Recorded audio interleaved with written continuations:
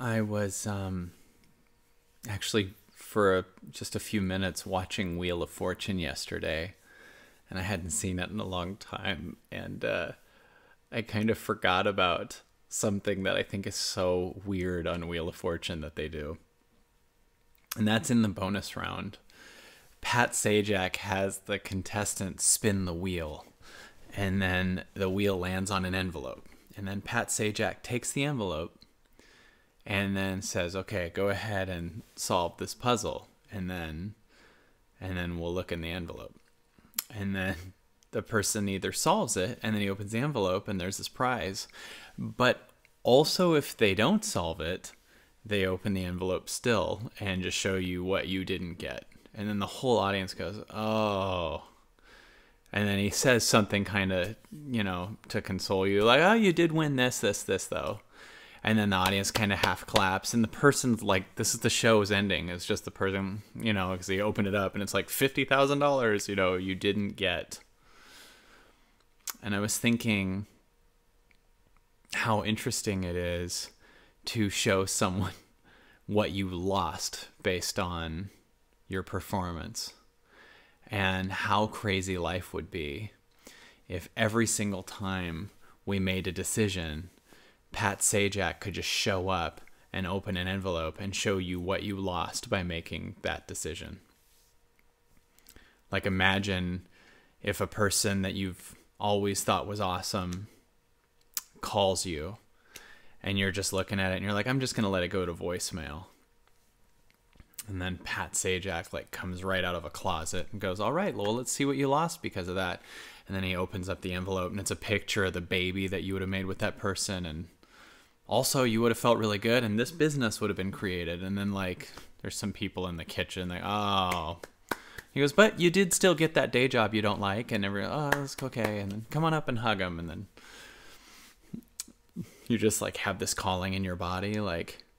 Should I fly across the country? What do I want to do? And you're like, nah, I'll do it next year. And then Pat Sajak just opens the sliding glass back door and he's like, all right, let's see what would have happened. And then he opens it up and it's like a book that you would have written. And he's like, and it's a bestseller. And he's like, oh, But you did get a lot of justification and you did feel kind of, mediocre about yourself. And that's just enough. You're still alive. And everyone, come on out and hug him.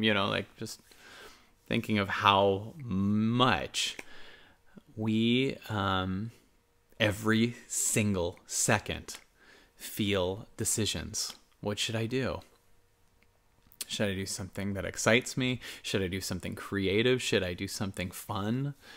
Or is life, I have to go back to that thing I hate? And I just have to run motions and I have to.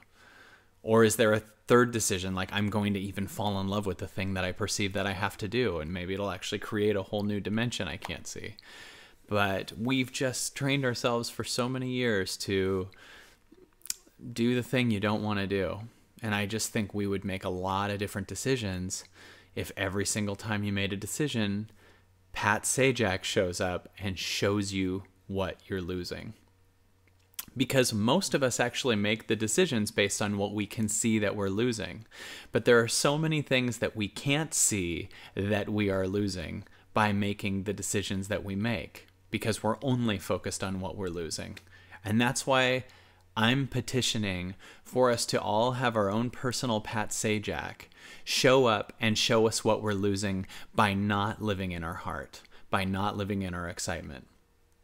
So I know that our technology is amazing. I mean, we're making drones. We're doing so many different things. There are Facebook already can just tell where my face is, even before I said that's okay.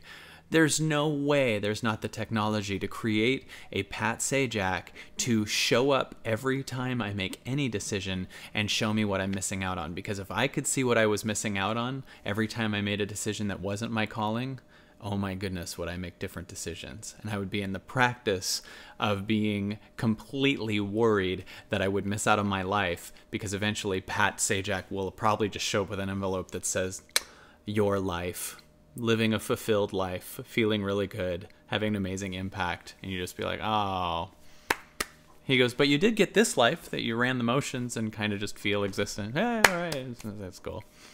We'll see you tomorrow. Coming up on the 11 o'clock news: murder, torture, guns.